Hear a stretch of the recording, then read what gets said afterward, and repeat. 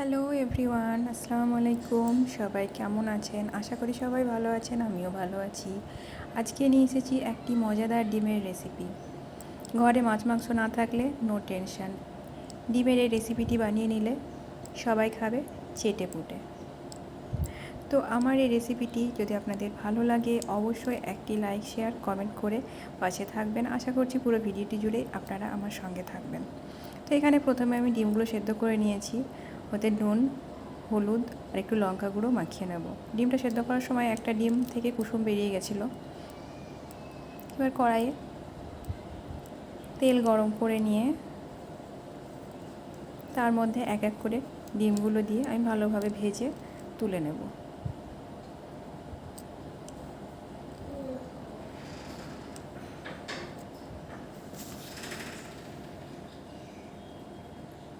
ডিমগুলো এখানে আমার ভাজা হয়ে গেছে।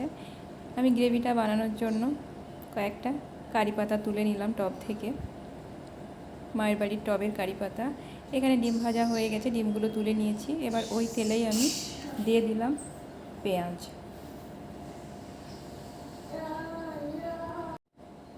দিয়ে দিলাম তেজপাতা, খুব ভালোভাবে ভেজে নেব।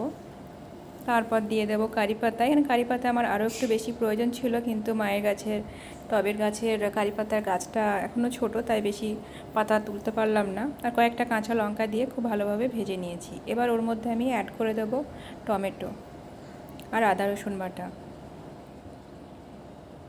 দিয়ে দেব অল্প একটু পানি যাতে মশলাটা পুড়ে না যায়। এবার এক এক করে শুকনো মশলাগুলো অ্যাড করে নেব। এখানে আমি দিয়ে দেব হলুদ গুঁড়ো, লঙ্কা গুঁড়ো, জিরে গুঁড়ো, পরিমাণ মতো নুন আর অল্প একটু চিনি। এই গ্রেভিটা খুব ভালোভাবে মশলাটা আমি কষিয়ে নেব। অল্প একটু পানি দিয়ে ঢাকা দিয়ে মশলাটা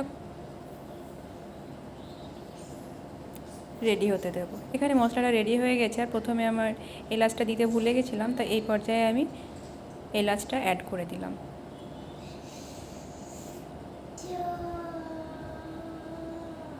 মশলাটা আমার রেডি হয়ে গেছে। এবার ওর মধ্যে আমি অ্যাড করে দেবো ভেজে রাখা ডিমগুলো।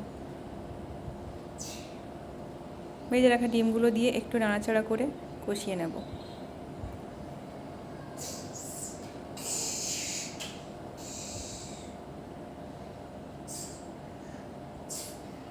ডিমগুলো ভালোভাবে আমার কষিয়ে নেওয়া হয়ে গেছে। এবার আমি এর মধ্যে অ্যাড করে দেবো অল্প পরিমাণ পানি। এটা কিন্তু ঝোল হবে না, একদমই মাখা মাখা একটা গ্রেভি হবে।